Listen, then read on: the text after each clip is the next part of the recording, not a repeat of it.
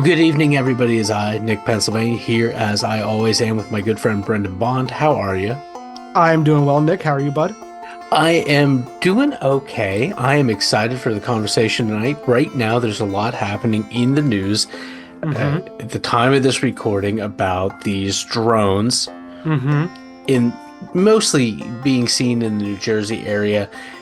A lot of conversation going on about that. We kind of wanted to look at it from a historical perspective, but we also Mm-hmm. wanted to kind of talk about our own thoughts about this. We have not discussed this with one another. Right. I had reached out to Bond earlier in the day and basically said, I'd like to talk about this if you're game for it. And Mm-hmm. so he said, yeah. So we're going to talk about these sightings in New Jersey. We're going to draw some parallels from historical sightings that, have obviously occurred many, many years Mm-hmm. ago. But before we dive into that, I wanted to throw things over to you. We did a swap a few weeks ago here, and we've just reciprocated, I believe. Yes. What we have out there for everyone right now is the other end of the swapcast, as they call it in the podcasting industry. I guess it was about a month or two ago. We had an episode of Fear Daily on our feed for everyone to share because that's from our good friend Brennan Storr and some other folks over there. We think it's a fantastic podcast. And part of the kind of deal of us releasing one of their episodes was when I was talking to Brennan about it, we thought it would be cool to do an exclusive episode of The Ghost Furnace for the Fear Daily feed. Um, Yeah, I will say it's funny because they have this place that they have created, which is where mhm. we actually live. So it's Yeah. kind of good to get some stories from the place where they are basing their world Their on. world. Yeah, it's a really cool setting that they have, and it's a really good show. It's very well produced, it's really well written. We want to kind of drive people over to their feed. So in the show notes for today's episode, you will see a link to the kind of main Fear Daily feed. But again, you can find Fear Daily on really any of the podcatchers out there, whatever your preference is. And the episode that we did to, if that's not enticing enough for everyone, the episode we did was on lake monsters, specifically in man-made lakes. Yeah, if you've never heard me get riled up about this, prepare yourself. But we had fun. There was some that were just goofy. Right, There were some that were like, these are people getting really surprised by fish, which right, we are maybe not the lay people for getting surprised by fish, but it still happens. And right. yeah, we had a Yeah, good time. yeah, it was a fun episode. It's a little more on like you said, on the fun side of things. It is not our most serious academic work. Nor is it a dark and moody, Yeah, which brooding is piece. yeah, which is funny because most of the Fear Daily stuff is pretty like dark and like Yeah, it's brooding. definitely in like the horror side of things. And then here we come along talking about Harry the Eel Pig and Yeah, stuff. the And eel pig was my favorite.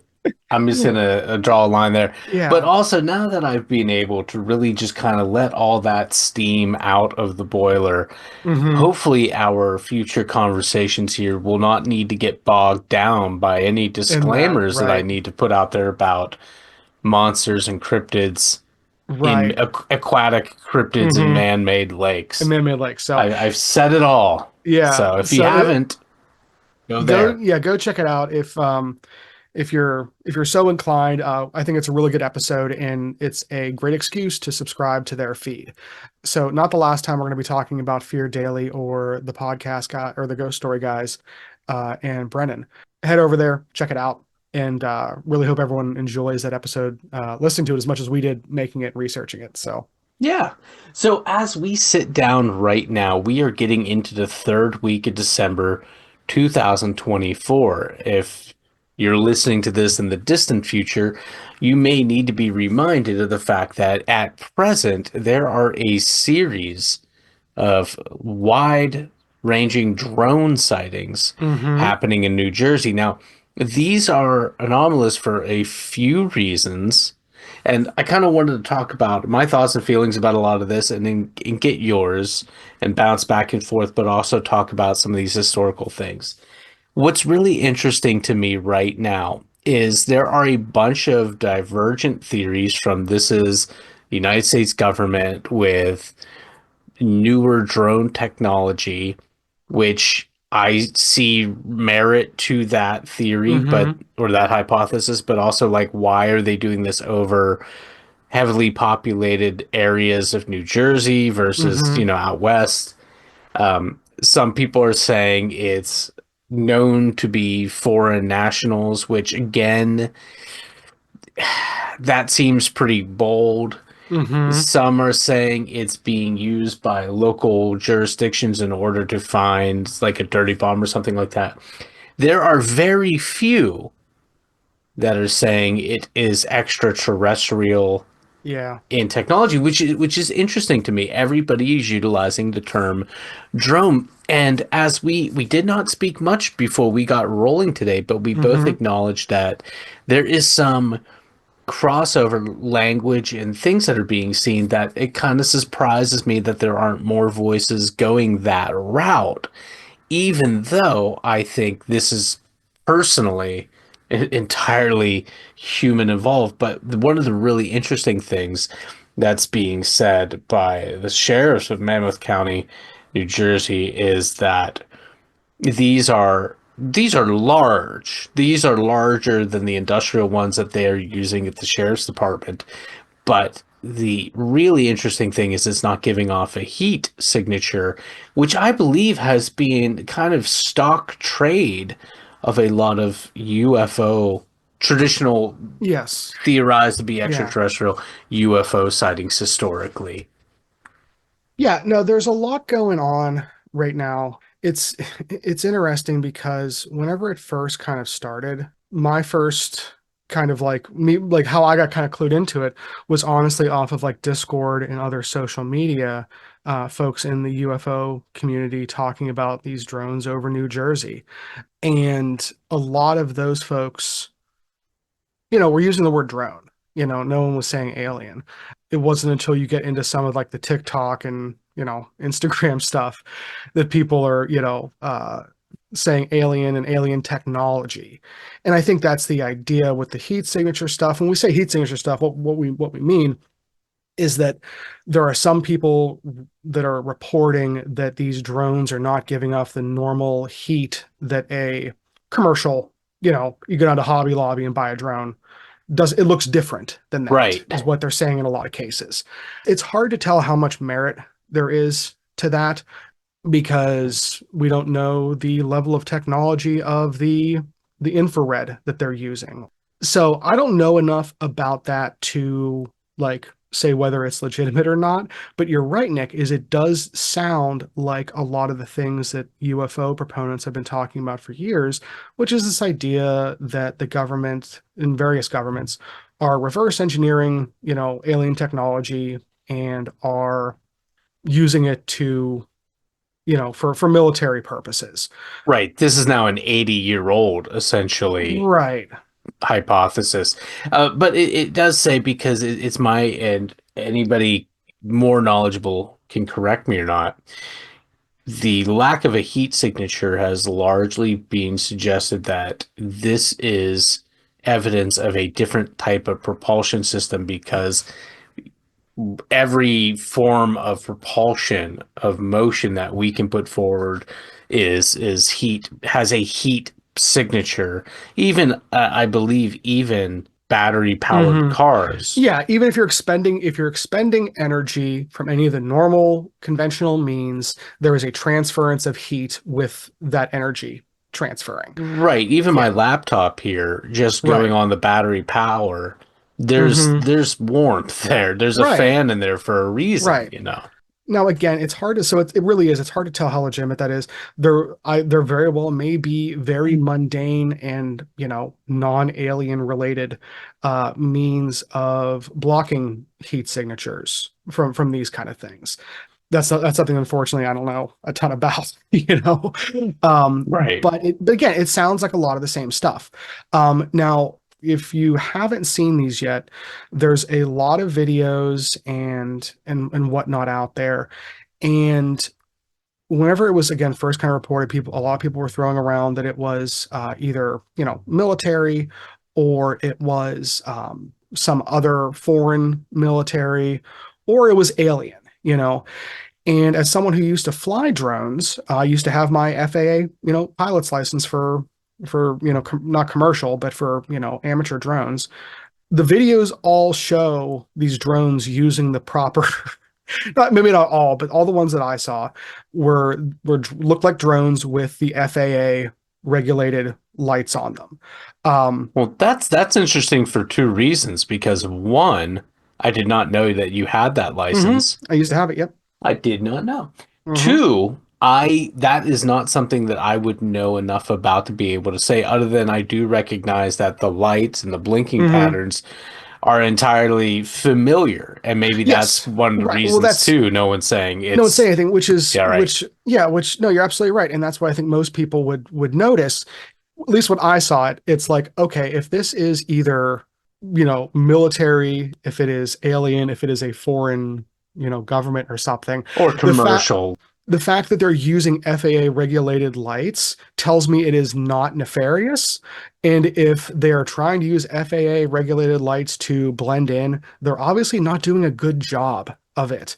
Um, Right. so Well, that really takes the wind out of the sails for me with a lot of the videos that I've seen. question for you, because you made a distinction about except if they're commercial. Why Because, is that? well, that's what I'm saying is I think that means they probably are commercial. Like they're probably Ah, like it's probably like if you're a and now again, this gets into that kind of like big tent stuff that we're talking about where we're saying that all of these sightings are related to the same source, which they are almost categorically not. The odds that these are all the same thing is minuscule in my opinion. If it's commercial, it could be anything from a company doing research. It could be educationally related. It could be it could be a lot of things that are absolutely mundane. And again, when I first look at this, as someone who gets who gets like amped up by these kind of things, like I really get uh be in your bonnet.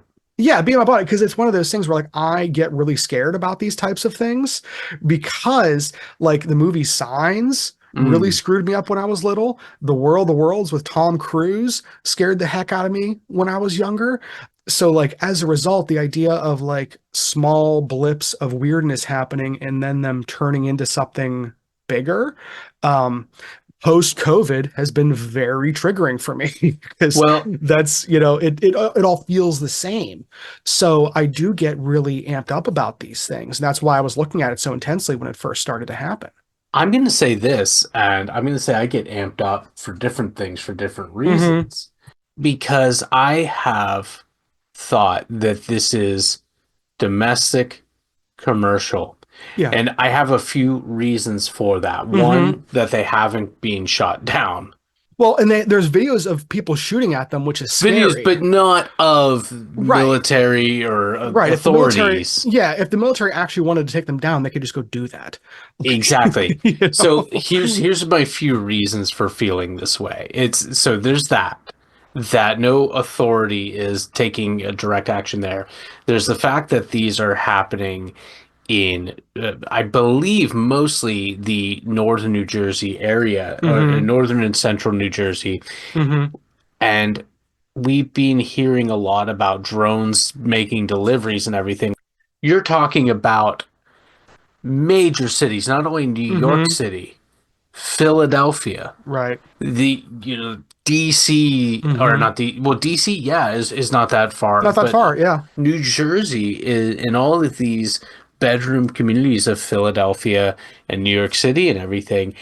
This is probably the most densely populated parts of the United States of America. Right. It would make sense that if you were to launch something like that, you would launch it in this general area. hmm So I feel like that, and I get Yeah. ramped up on that because I Yeah. worry about these things because I feel Right. like the other reason too is Hmm. Wright-Patterson Air Force Base apparently ceased operations for a couple days. Hmm.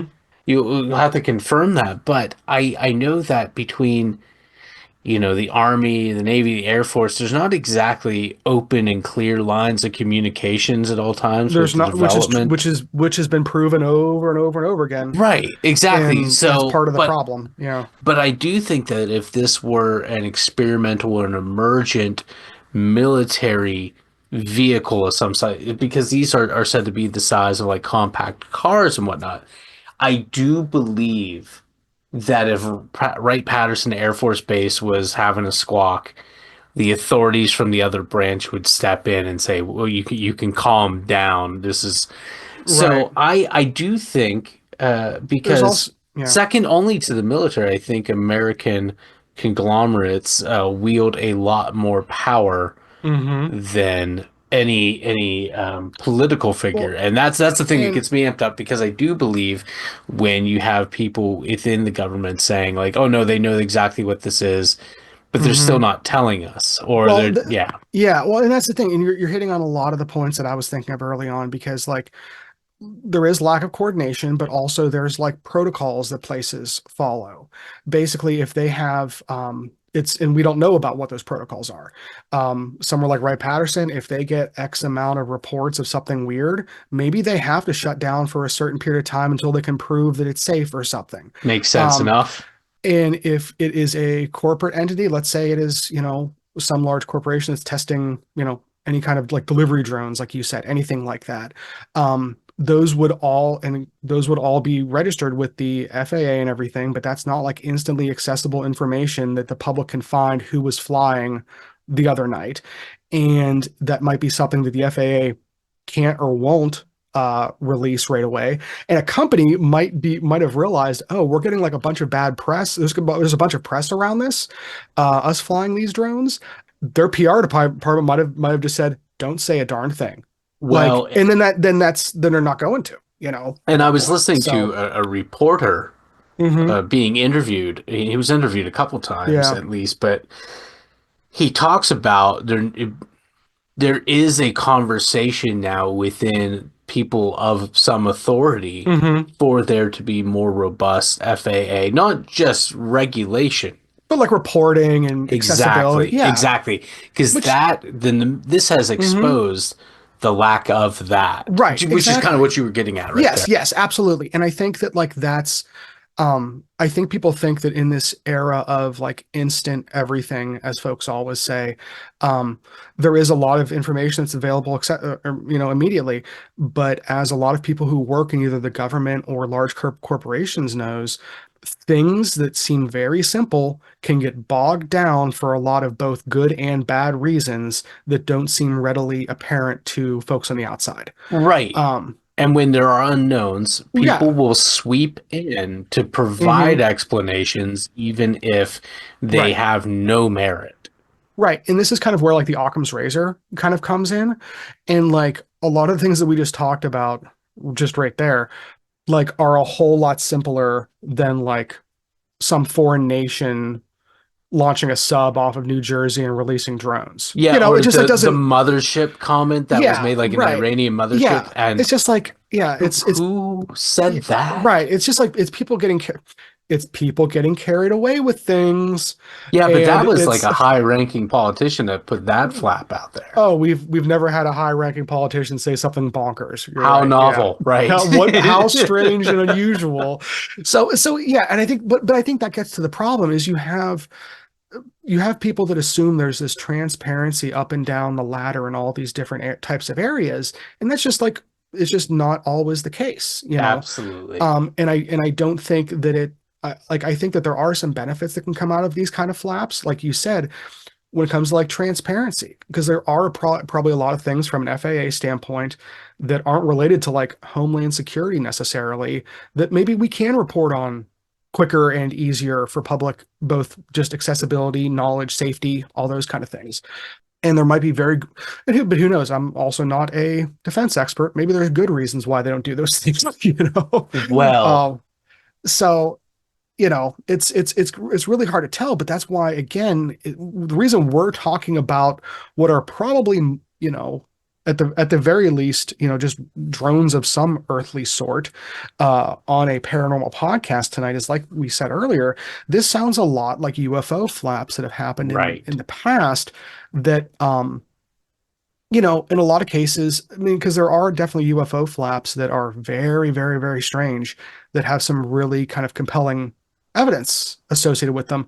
Then there's others that, hindsight is 2020, you Well, I know. would like to take us back Mm-hmm. to one of the ones that I find to be the most compelling. And I Mm-hmm. think it's one that a lot of people have forgot. So I'm going to pull up really quick, Mm-hmm. and later on, Brendan will link this in Yeah. everything. Yeah. But I'm going to pull up from the British Path archives a video, a real jam from Hmm. 1952. Now, just a quick preface. In the summer of 1952, June, I think it was the second half of June, if my memory serves correct, I'm going to verify that very quickly. Sorry, it was the second half of July of Oh, yeah. 1952. There was a series of very interesting sightings over Washington, D.C. area. Mm-hmm. Yes. So This is a fun one. I'm gonna just give it over to British Path, and if so, pause, go watch this. But we're gonna watch it together real quick, and then we're gonna come back. Okay, so we just got done watching that. So the very very brief story, because I encourage you to go watch this and to Mm-hmm. read up on this, is again second half of July 1952, the Washington D.C. area. There are these unidentified flying objects. That is literally Mm-hmm. what they are. They are flying. They don't know what they are, but American jets are trailing these things for a few hours. Now, it's my understanding, based on what I've read and what I've remembered, that at the press conference we see a bit of at the end, it is stated that these were mirages essentially caused by atmospheric inversions, which are a real thing that can Mm-hmm. happen, Right. and that can affect radar. That is Mm-hmm. my understanding as well, because Doppler weather radars are a radar, and we can see like radar indicated storms and all of this jazz. That it seems to be deeply dissatisfying to people, because even though it does explain some of the things, it does not explain exactly what the people in the jets were chasing after. Right. So it's just it's a really interesting. I find it one of the supremely interesting incidents in American history, Mm-hmm. and I think there's a strong's a weird way to put it, but there is a good degree of openness, Mm-hmm. at least on the face of things, by the statement like, hey, we've explored, we have been able to, within our standards, Mm-hmm. satisfy that we have definitive conclusions of what these things are, except for a small minority of these of which we don't Mm-hmm. have. So this It's this yeah. Washington D.C. events of 1952 to me fall into that category, and I think it is one of those really interesting incidents, because it's several days that it goes on, Mm-hmm. better part of 2 weeks, and I think it's largely kind of being forgotten, except for people that get really deep into UFO history and Project Blue Book in particular. Yeah, yeah, I'm sure this was a big part of Blue Book. It's interesting because I think with how I'm not sure if that was like an admiral of the Air Force or who that was at the end speaking at the press conference, but the language that they use I think is very kind of pointed, and I think that it's very true what they're saying because like this is me kind of getting in the weeds a little bit, but tell me if this makes sense to you. So let's forget all the UFO stuff. Let's say you're just taking a sample size of anything that you're observing. If you put everything into one bucket, like they did with these sightings in 1952, and then we're doing right now with these New Jersey drone sightings, you take all those observations, and they're probably all talking about a few different possibilities. There's a few things that are likely going on. There is misidentification of that could be for any number of reasons. So, and I think that's why it is, like you mentioned, unsatisfying, because just when you look at like how the numbers work when it comes to observational things that we can confirm after the fact, there is always going to be a percentage of each one of those possible outcomes that we can't disprove. So even if you have 100 people that definitely saw an animal outside, or something, you'd be like, yeah, we think that 80 out of 100 people saw a groundhog. There are another 19 people that saw maybe some kind of other marmot. I don't know, Yeah. some errant marmot. And then there's some we just can't say what they saw. So, like, it doesn't have to be something unexplainable. It just is how the sample size is going to work with things like that. And I think you see that in the way that that admiral, again, I assume he was an admiral, was talking about that they were able to explain it. And there's some that they just can't. Yeah, and just for the record, two things. One, underline the errant marmot. Two, this is the man that's speaking at that press conference is or was Air Force Major General John Okay. Sanford, and he was acting at that time. That press conference was taking Mm-hmm. place at the Pentagon.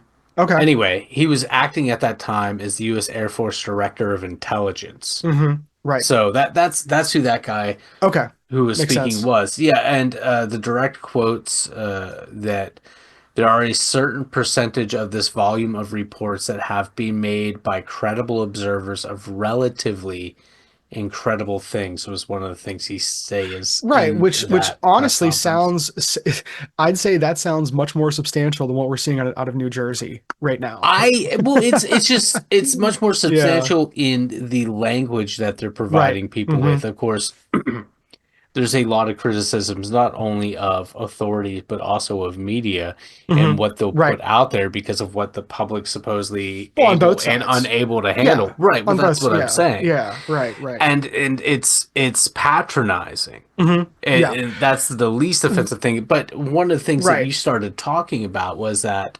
sure, a lot of things could be misidentified. There are a lot more people in the New Jersey area right now that have their eyes to the skies and are So as a seeing result, a lot of, right, yeah. normal, known commercial and amateur hobbyist Mm-hmm. drones, and they're now being mistaken for Right. something potentially malicious or Yeah. even just kind of voyeuristic. Well, right, because we've talked before. We just talked recently on our last full episode on this feed about Thunderbirds.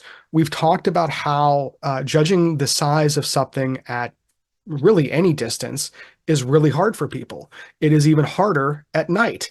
It is also hard when there's just a few blinking lights. You're not even seeing the actual craft in most of these cases. So, like, again, all these reports probably aren't about the same 6 foot long drones that are from whatever single origin. There's a lot of other stuff mixed in. So that's where that kind of like credibility bias almost comes in, because like let's say we have 100 reports coming out of New Jersey right now. Let's say 80 of them are of just normal drones, that because people are looking at them and they have this story that's going on, suddenly a 2 foot drone that's 500 feet away could totally be 6 feet. Oh, and when And and to your point too, when you're startled, when you're mhm, confused at what you're seeing, right. yeah, we have to really check ourselves and our Yeah. observations because no matter how well and sound we think we are in that moment, we are being influenced by the Hmm. novelty. We are being influenced by adrenaline and emotion. Well, right. And like same with back in the 50s, like people are generally worried about like safety and security. So whenever you have something that pops up that might be legitimately threatening to national security, like people get worried about that, and Yeah. rightfully, and that's not a alarmist feeling for people to have. No, and in that time they were going a lot to the people that were making the extraterrestrial Right. thing Hmm. were citing well, we have this atomic, we are now living in the atomic and then the nuclear Right. era. Hmm. And there was all this uncertainty and anxiety, all because of that. So I'm thinking that one of the reasons why people are really going to the drone thing is because drones have really become, I think they embody a lot of the anxieties They we do. have Yep. I was about to because say that. Yep. I personally have been in a Hmm. political way very critical of our utilization of drones politically in foreign Hmm. territories. So Right. it's part of what we're seeing with the increased depersonalization of Of combat. conflict. Hmm. Yeah, Yep. exact Yep. conflict's a better word than And combat. Yeah, yeah. 100%. So I think the words and the hypotheses that are being put out there are reflective of the time that we're living in that way. Right. No, I think you're really hitting on to probably what is like the heart of this because like again with all the videos that I've seen and everything and the reports and everything, there is definitely people are this is like what we say a lot about paranormal stuff in general. People are definitely seeing something. That's like people are having these experiences, you know, that's for sure. I'm not kind of denying that. But I think that at least for me, it's very easy for as someone who overthinks things and someone who is prone to worrying about things, even for me, it is easy to kind of like imagine a scenario where these are all mundane. There is nothing nefarious actually going on, and this is just an example of how people can kind of get riled up whenever their focus is put on to something.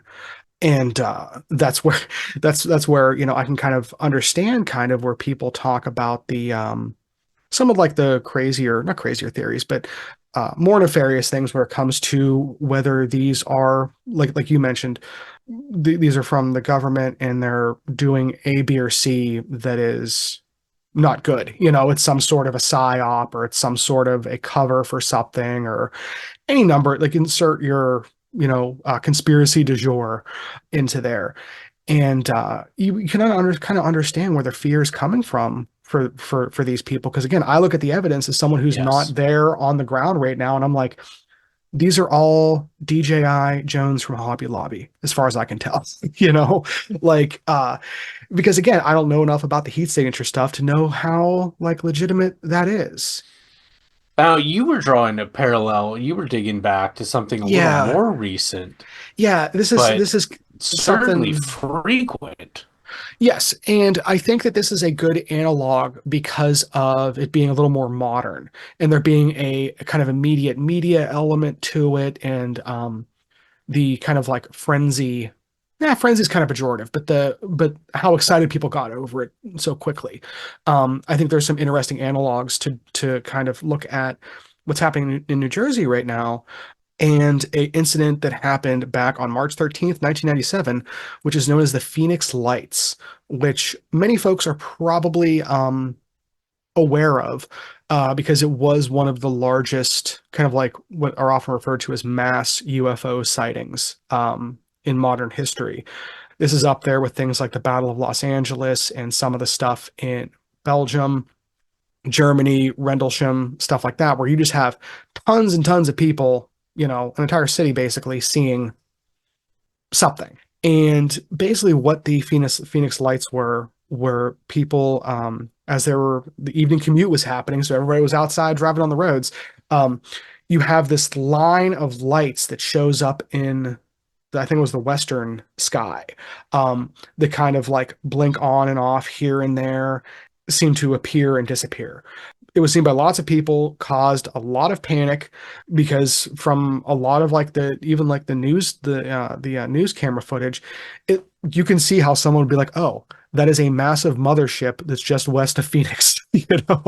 um, like it's not if you don't know what you're looking at, it's scary looking, and that's why it kind of reminds me of this drone stuff where if you don't if like you can understand why people are scared seeing some of this stuff. Whenever this happened, there was a lot of concern about safety. There was a lot of concern, like right away, about just kind of what was going on. Now, my fun fact for the night: Do you know who one of the first people were that reported the Phoenix Lights to the FAA? This is my fun fact. I do not. Kurt Russell. Oh, actor Kurt Russell, Actor Escape from Kurt, New York, Kurt Russell. the Kurt Russell. He was flying with, I believe, his son.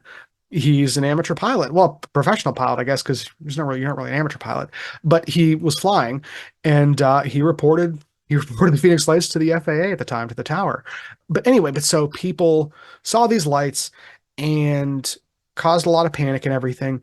And this is where it's a little different from the New Jersey Yes. thing. So the government, particularly the mayor, excuse me, the governor, and a bunch of other people, kind of immediately made fun of this fact. And I think this is some of that 1997 laissez-faire attitude that some people had. Um, Basically, they had a press conference where they had someone come out dressed as an alien, and they're like, "Oh, we figured out who it was. LOL. Yuck, yuck, yuck." I actually remember seeing that.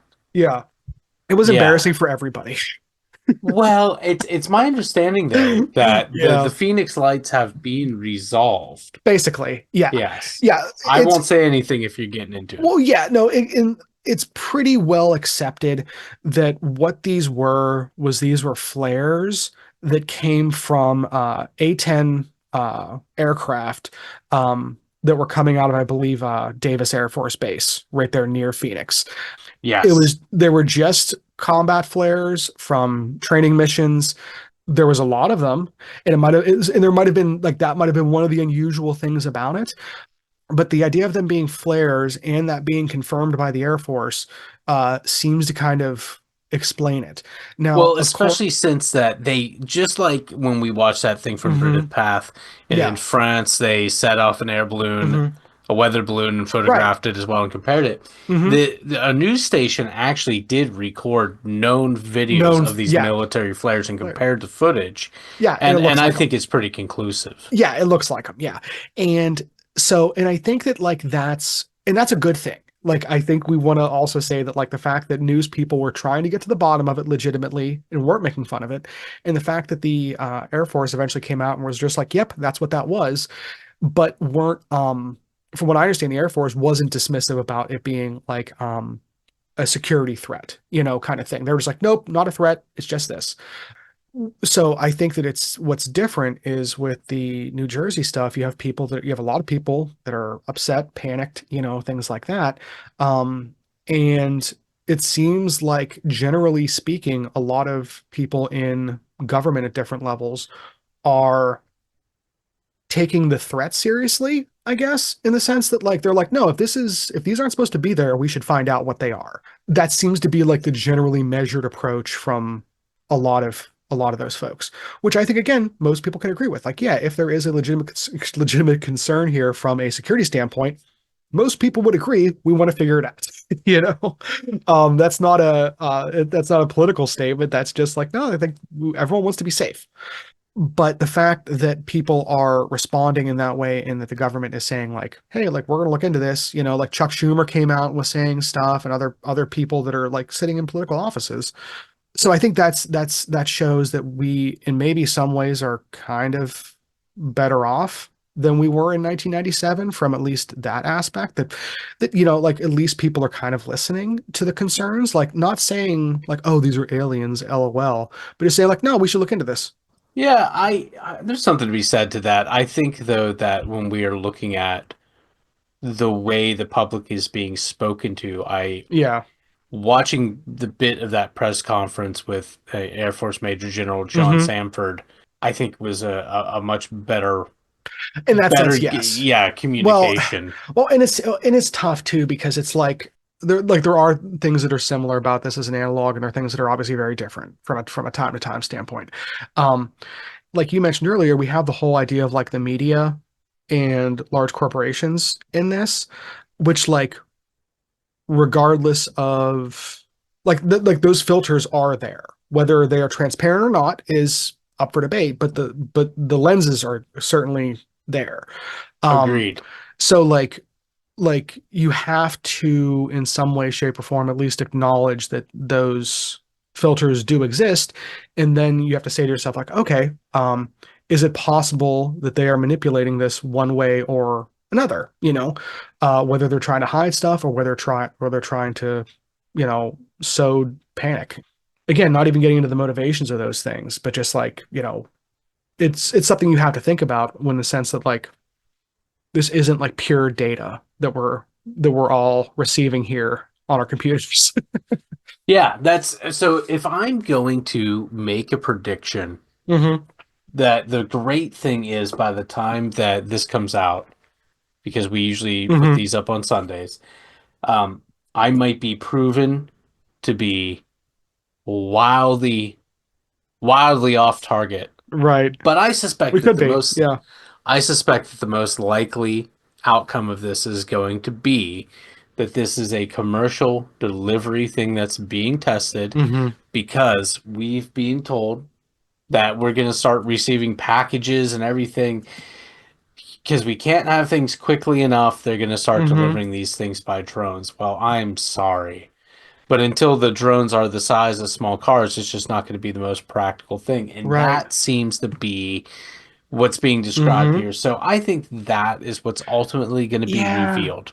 Like one of the other things is like this again makes it a little different for us because we live near Pittsburgh, which was at the forefront of self-driving cars. Um, I know on this program, I have mhm. spoken about Right. being on the turnpike Yeah. and have one in front of me, and me keeping a wide distance. I Why did remember yeah. crossing the bridge over Oakmont to, Yeah. yeah. I know exactly what we're talking about. Yep. And just be like, that's yeah. But like so if we go back 10 years and people start suddenly reporting, I've been seeing self-driving cars around the city. Luckily, we know that's what they're doing, and those companies were, for better or worse, were very forward about that fact. Um, Maybe they wouldn't have had to have been if it was a drone. So it's just like we already have a template for companies testing new things in localized areas that aren't in the middle of nowhere, doing these field tests. So I think you're probably right. That's kind of I think where the Occam's laser. I'm No, same thinking about. we are modernizing it for a new age. It is now the Occam's laser. Yes, that is Eric Yeah. Marmot, Occam's laser. And so, do you have any caveats, any additions, addendums, exercises you would make to my prediction, or are you No, I feeling think much the same way? no, I think you're probably spot on. I think that I'm hopeful that it leads to more discussions on like safety, security, and weirdness for people. I think that could be one of the benefits that comes out of it. I would love to be reporting on like a crazy UFO flap, but I don't think that's what we have here.